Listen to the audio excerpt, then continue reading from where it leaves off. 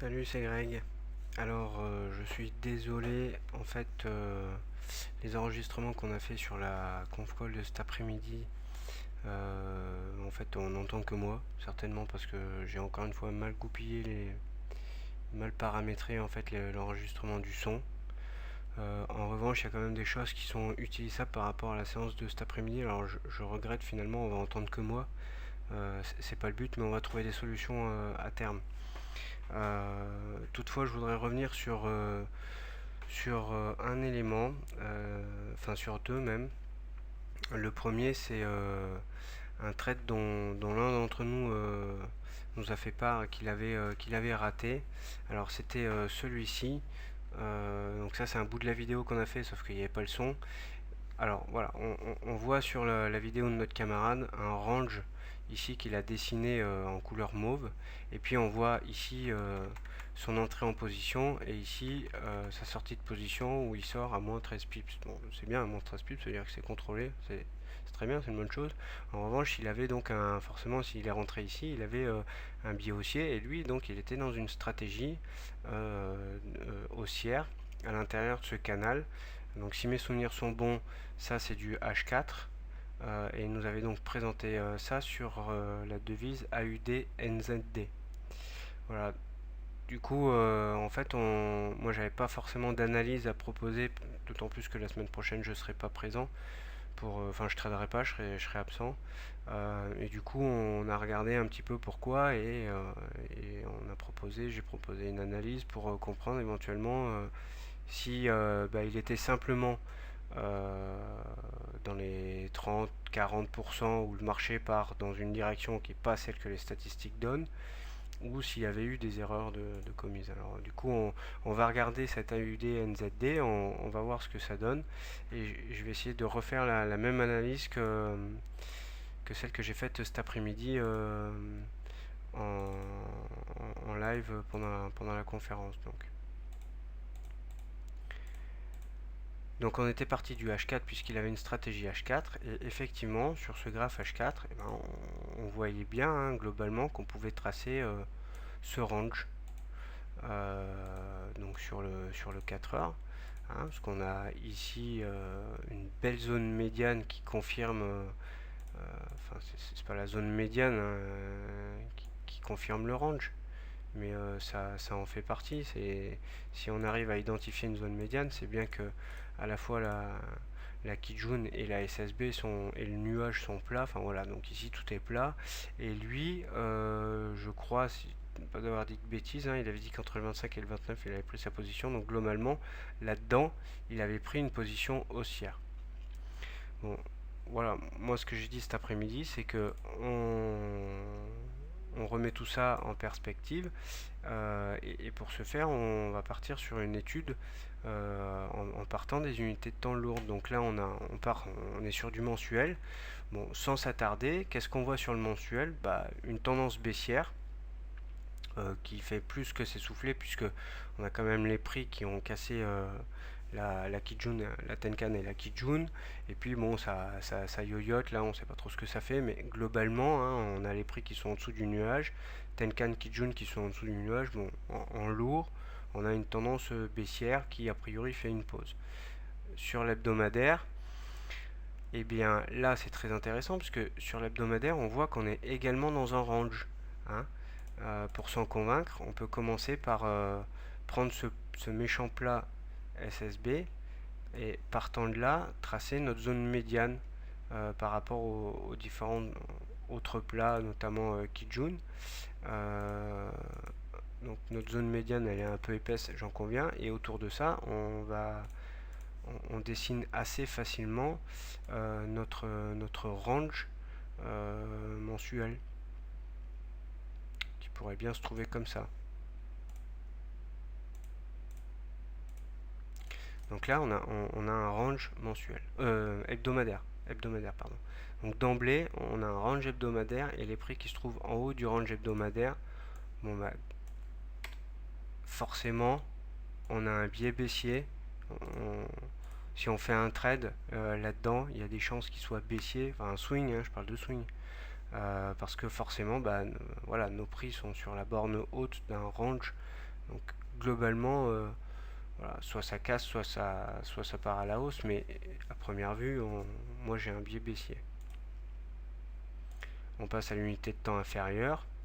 Bon, effectivement, quand il a pris sa position, donc lui il devait être par là, hein, au moment où il a pris position, on a quand même les prix qui avaient cassé la Tenkan. Donc globalement, quand on casse la Tenkan, on peut se dire que l'objectif, hein, il est tout à fait probable que les prix descendent sur la Kijun. Bon là, ça fait quand même une belle distance. On ne sait pas si ça va aller jusqu'à la Kijun, mais si je regarde le daily, en daily, j'ai une configuration, pour moi, je suis baissier. Mais même si en daily, si on se rapproche, enfin si on reste sur Ishimoku, par définition, on est dans une tendance baissière qui s'est essoufflée, qui fait une pause. Une tendance haussière qui s'est essoufflée, qui fait une pause, hein, puisqu'on a quand même un nuage qui est vaguement haussier, mais il commence à se mettre à plat. On avait ici une Kijun Tenkan qui était haussière. Bon, la Kijun elle se met à plat. Voilà. Voilà ce que j'en déduis. Si on se met sur le H4, bon bah voilà, on avait notre range, parce que lui a parti à peu près en position là-dedans. Et si on regarde 26 périodes, voilà, à 26 périodes, notre nuage il ressemblait à ça. Bon, clairement, on, on était bien avec des prix qui se trouvaient à proximité de la zone médiane au sein d'un range H4. Concrètement, sauf à descendre sur le 15 minutes, 2 unités de temps plus basses, et à trouver une tendance haussière ou baissière, pour moi, il n'y a rien à faire. On est un peu en zone d'incertitude. Il n'y a qu'à regarder les différentes bougies. Rien ne confirme rien, ça ressemble pas à grand chose. C'est une succession de bougies pleines, de bougies moitié pleines, de mèches. Enfin voilà. Donc, concrètement, moi arrivé ici, je me dis soit j'attends d'être là et je regarde ce que ça fait, soit j'attends d'être là et je regarde ce que ça fait. Voilà à première vue ce qu'on peut se dire. Si on fait abstraction, hein, tout ça, si on en fait abstraction, ça n'existe pas, hein, puisqu'il était là-dedans à peu près au niveau de l'analyse. Euh, sur le hebdo, sur le journalier, j'ai un biais baissier, et sur le H4, il n'y a rien à faire, on attend. Ça ne nous empêche pas d'arriver par exemple sur la borne haute, ici par ici, de casser, et du coup de passer sur une stratégie haussière. Puisqu'en même temps, on casse un range H4 et un range hebdo. Voilà. Maintenant, la question c'était, en gros, ici, on a eu quelques belles bougies baissières. En fait, ce qu'il nous racontait, c'est que il avait perdu son trade par là, comme on avait pu le voir sur l'image que je vous ai présentée. Du coup, il est un peu frustré d'avoir une stratégie qui n'avait pas fonctionné. Et lui, il a vu les cours partir à la baisse. Donc un mouvement d'une certaine amplitude, voilà, hein, d'à peu près 100 pips, un peu plus de 100 pips, partir à la baisse. Factuellement parlant, effectivement, il faut savoir, je pense, remettre en question une stratégie quand ça part dans le mauvais sens. Et il faut s'en convaincre, simplement en se disant que quand on prend un trade haussier ou baissier, c'est parce qu'on est dans une configuration statistiquement favorable. On sait que dans 60% des cas, 65%, voire 70% des cas, par exemple, dans telle configuration, les prix vont faire un mouvement directionnel à la baisse, par exemple. Mais si ça part à la hausse, c'est pas qu'on a eu tort, c'est aussi que des fois, on est dans les 30% de statistiques où le marché fait autre chose. Ça veut pas dire qu'on a tort, ça veut pas dire qu'on n'est pas bon, ça veut pas dire que l'analyse était nulle. Et si on en reste sur une approche factuelle du marché, eh bien, on est capable de se dire la stratégie tombe à l'eau, le marché fait autre chose, et de regarder si on n'a pas des configurations. Alors là, en fait, qu'est-ce qui s'est passé? Sur le H4, on voit des trucs bizarres.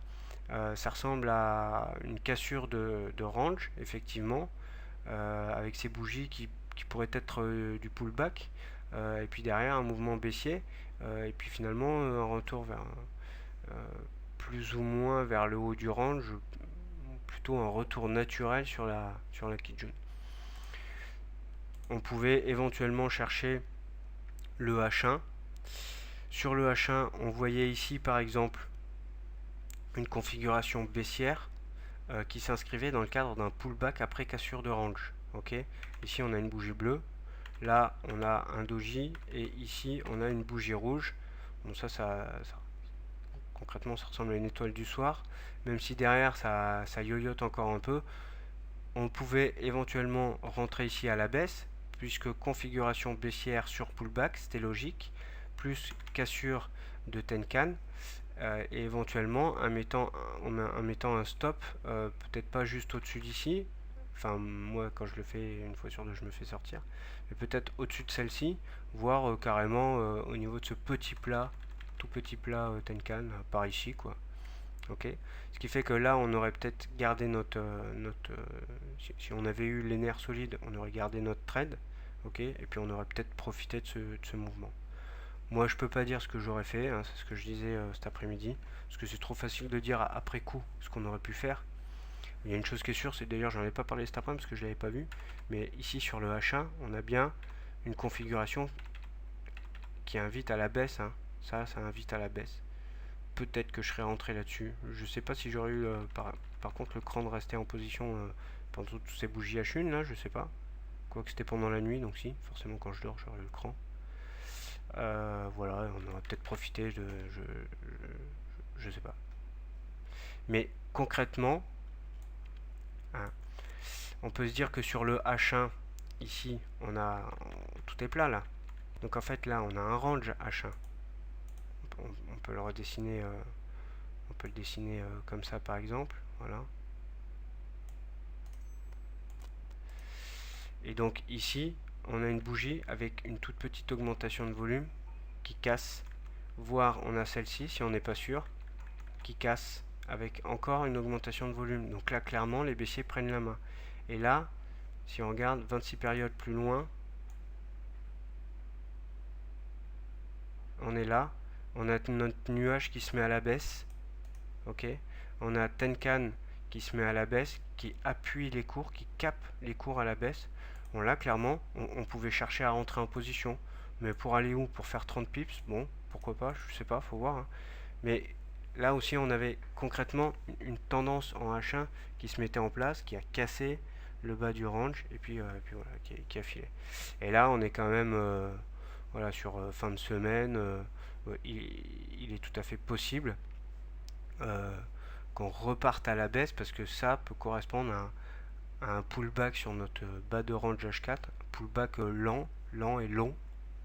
Euh, et si en fait notre stratégie baissière dans le range weekly n'est pas invalidée lundi sur le H1 ou sur le H4, bah, il y a potentiellement quelques pips éventuellement à faire, hein, parce qu'on a quasiment plus de 750 pips jusqu'au bas du range.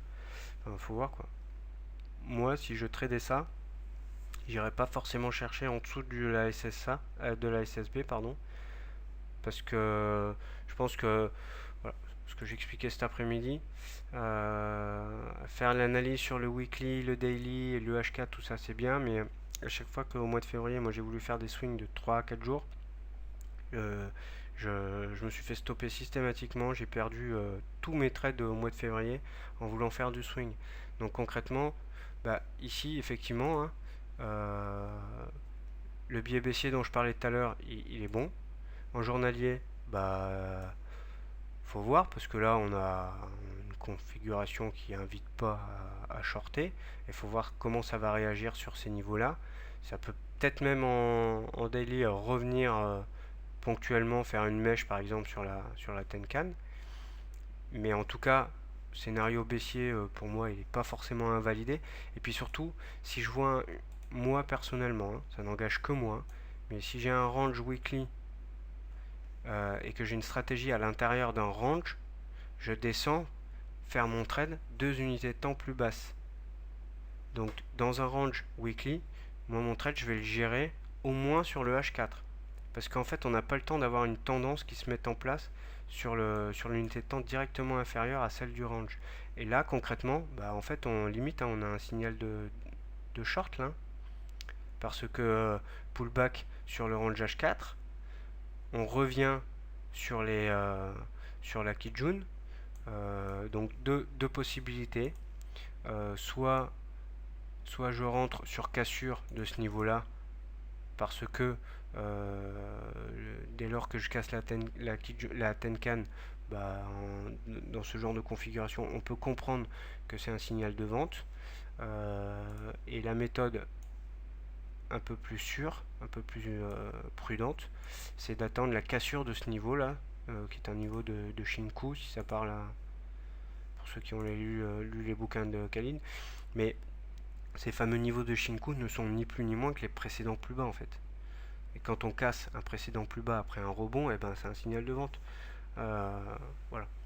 Donc deux possibilités. Moi perso, voilà ce que j'en comprends sur ce trade. Voilà, donc là par exemple on était sur le NZD USD, bah, ça tombe bien le placement des stops parce que j'ai un trade raté à vous expliquer sur le NZD USD. Donc en fait on va faire une pierre de coups, je vous explique mon trade raté de cette semaine, enfin un de mes trades ratés de cette semaine. Donc vous voyez bien, on part de... Donc je replace le trade dans son contexte. Là on est en mensuel, grosse baisse, énorme baisse, et en gros on consolide là. Ok, et on a entre autres le mois dernier on est passé au-dessus de la Tenkan. Bon voilà, donc en gros j'ai un biais haussier par rapport au mensuel. J'ai pas forcément de biais très confirmé sur l'hebdomadaire dans le sens où mon nuage ne twiste pas, mais on sent bien qu'on consolide à plat. Donc je comprends très vite que je vais avoir un range sur une unité en dessous de l'hebdo. Je passe sur le daily et là en daily, bingo, j'ai un range.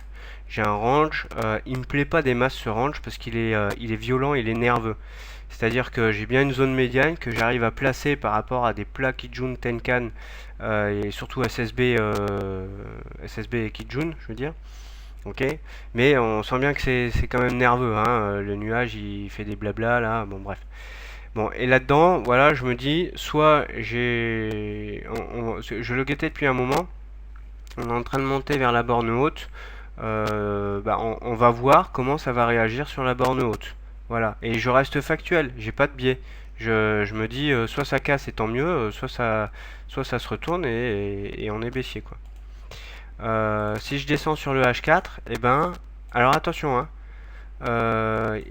il faut bien le range, il est daily, hein.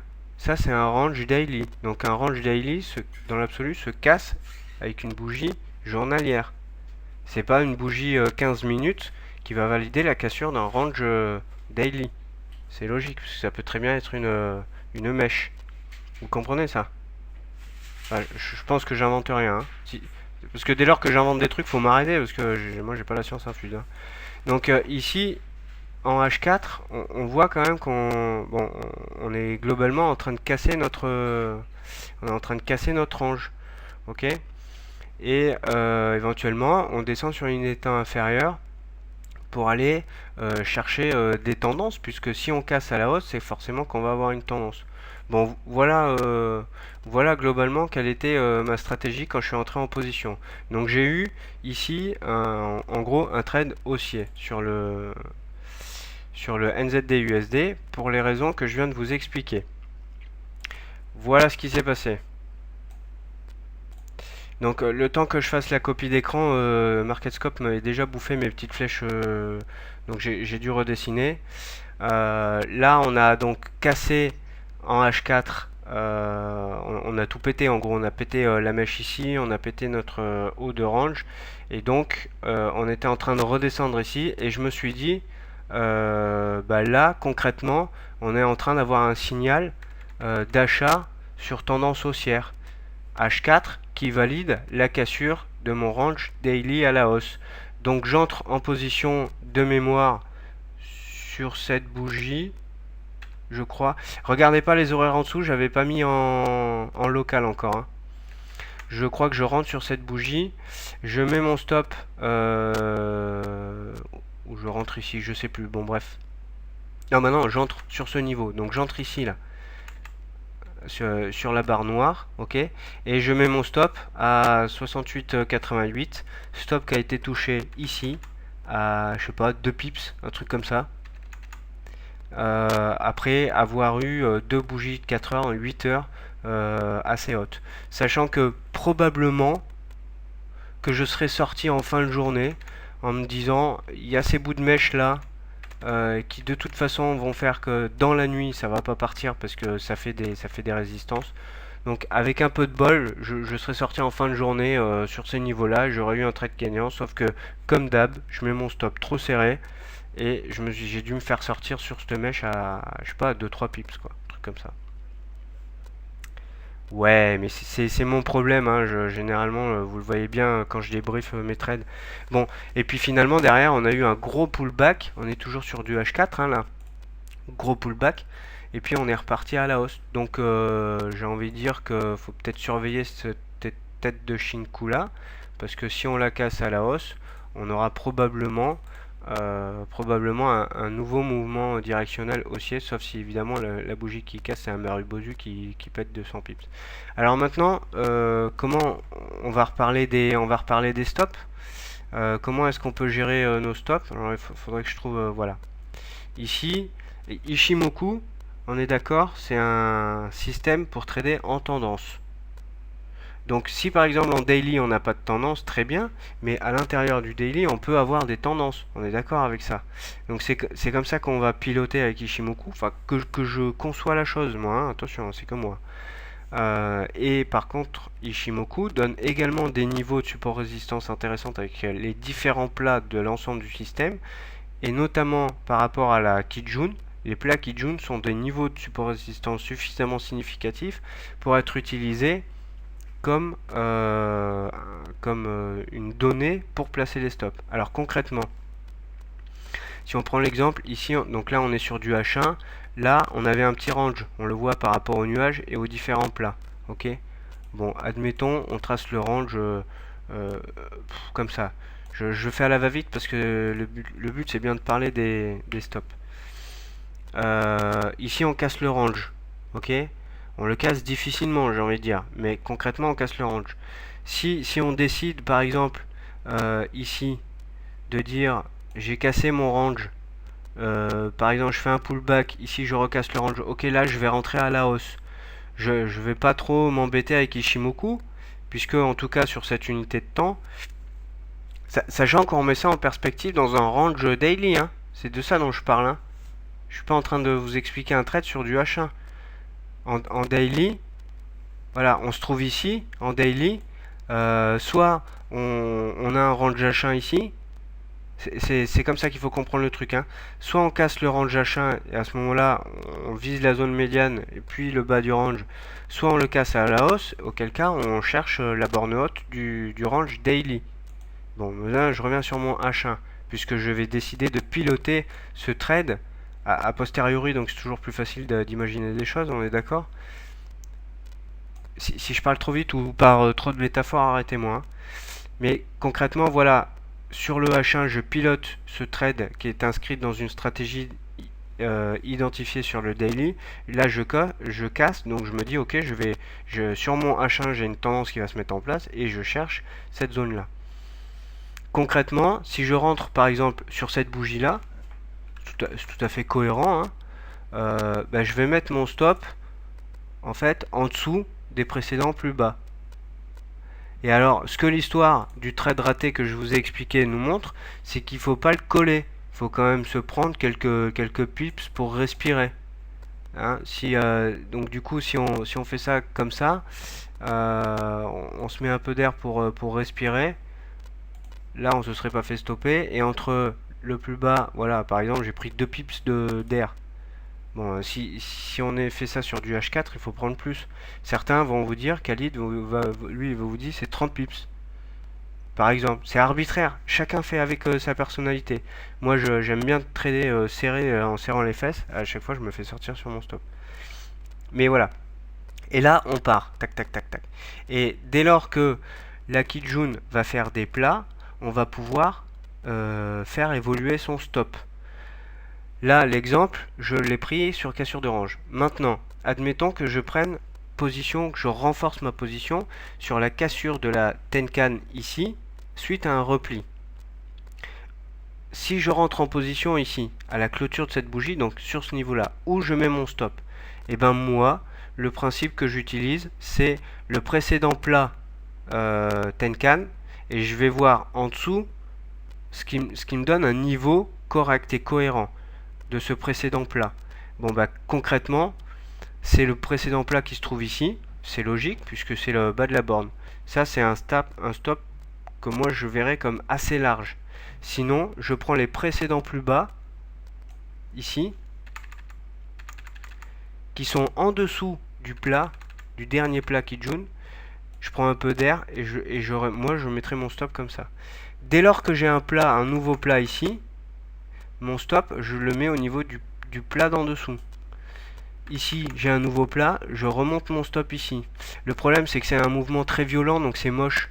Le graphique est moche, mais le principe, il est le même. Là, j'ai un nouveau plat, je remonte mon stop ici. Là, j'ai un nouveau plat, je remonte mon stop ici. Là, j'ai un nouveau plat. Et ouais. Et alors, des fois, j'adapte. C'est-à-dire que je vais faire légèrement différent en prenant en compte les bouts de mèche, les précédents plus bas aussi. Mais là, j'ai pas trop d'exemples. Voilà, ici, nouveau plus bas. Crac, je remonte. Et j'ai envie de dire, en admettant que je sois pas sorti de mon trade ici, sur ma zone d'objectif, parce que je me dis, voilà, pourquoi pas, moi je sens on va casser, qu'on va repartir à la rosse. Et ben pourquoi pas, une fois qu'on a ce précédent plus bas là, se dire je sécurise mon trade, je mets mon stop ici, donc là du coup je suis au-dessus du précédent plat Kijun, on est d'accord, hein. Mais comme j'avais une stratégie où l'objectif était là, concrètement j'ai atteint mon objectif. Si je dis je veux pas sortir de position parce que potentiellement moi je pense qu'on peut casser. Je pense que ça c'est pas un signal d'achat, c'est pas un truc factuel, c'est juste une intuition. On est d'accord là-dessus? C'est pas factuel. C'est pas factuel. Donc comme il n'y a rien de factuel, je pense que c'est bien, mais on n'est pas à l'abri d'un mouvement directionnel inverse. Même pendant la nuit d'ailleurs, parce qu'on est quand même sur du NZD, hein, faut pas l'oublier. Eux, ils sont à l'autre bout de la planète. Ouais.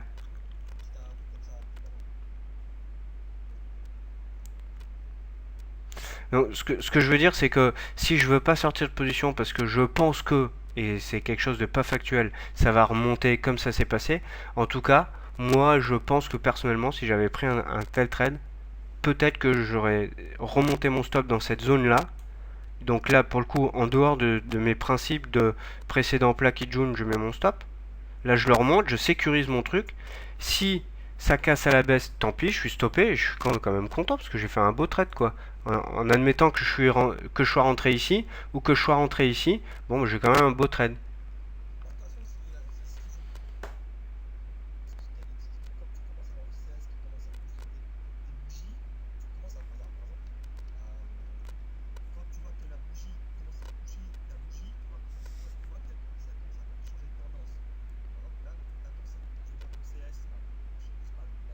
Hmm. Oui.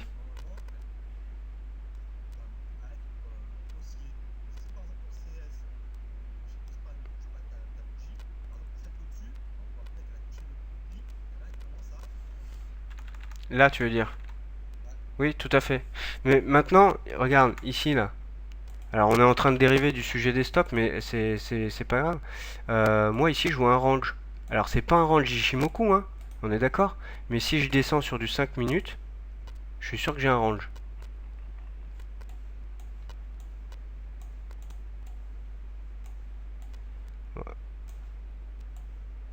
Voilà. Bon. Et en fait, là, on est sur un excès, mais je pense qu'il est pas trop mal tracé d'ailleurs, ce range. On est d'accord avec ça, hein? Mais tout dépend de comment. Et donc là, tu as effectivement la lagging span ou la Chikou span qui vient s'en mêler dans les prix sur le 5 minutes que je t'ai montré là. Mais ce que je veux dire, c'est qu'après, il faut être cohérent. Ton plan de trade, tu l'as écrit. Ton objectif, c'était celui-là. C'était le haut du range. Donc, en admettant que tu n'aies pas mis parce que perso c'est ce que je fais dans 80% des cas, en admettant que tu n'aies pas mis un ordre avec un... Merde, j'ai un trou de mémoire. Un take profit automatique quoi. En admettant que tu n'aies pas mis un take profit automatique ici, juste en dessous de ton niveau d'objectif et que tu sois sorti du trade parce que ton cours atteint ton objectif, quand j'arrive ici, moi je me dis pas ça va partir à la hausse parce que la Shikun Pan elle est pas dans les prix. Je me dis pas ça, hein. Je me dis je suis sur mes prix, je sors ou alors je sors 80% de mon trade, je garde 20%, je remonte mon stop, j'en sais rien, mais pour moi je suis dans mon objectif.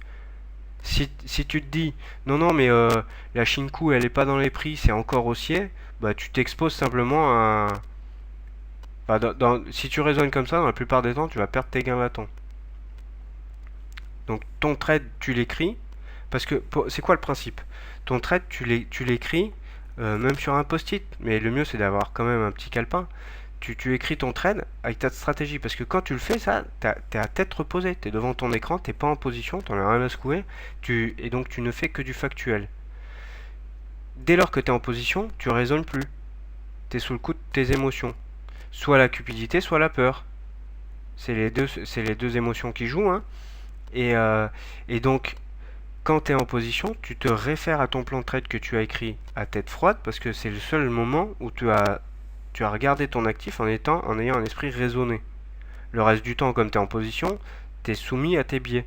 Alors après, on arrive à s'en détacher, blabla, tout ce que tu veux, ok. Ça, c'est l'expérience, et chacun se connaît, voilà. Moi, j'ai envie de dire, en admettant que tu avais identifié l'analyse, enfin l'exemple dont on a parlé, ici c'est ta zone d'objectif, tu sors. Et ce mouvement, tu l'as pas pris, bah tant pis, tu t'en fous, tu as quand même pris 20, 30, 40 pips, c'est bien, tu as réussi ton trade. Et si tu te dis, alors c'était un exemple le coup du stop, mais si tu te dis je suis sûr que ça va remonter, je suis sûr que, c'est pas factuel. Mais si tu as une certitude, c'est bien d'avoir des certitudes. Si tu as une certitude, bah tu viens mettre ton stop ici, tu sécurises tout ton trade. Voire tu en sors la moitié. Par exemple. Alors voilà, attention, c'est pas universel ce que je viens de dire, c'est ma manière de gérer les stops. Et vous avez bien vu sur l'explication que je vous ai donnée juste avant avec ce joli trade raté là, que moi je serre mes stops, je les serre trop. Donc ce que je viens de dire, il y en a à en prendre et il y en a à en laisser. Voilà pour les stops, le placement des stops.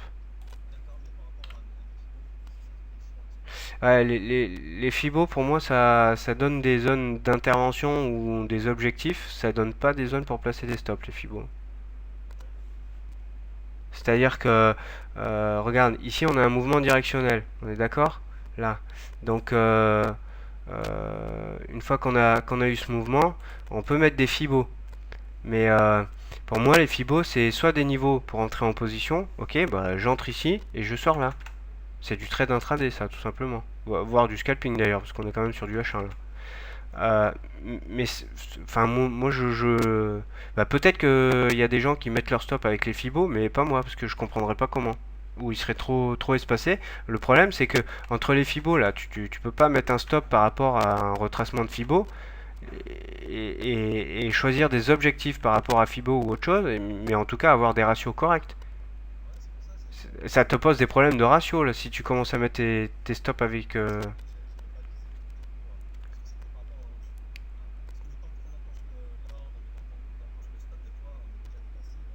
ah bah en scalping, ouais.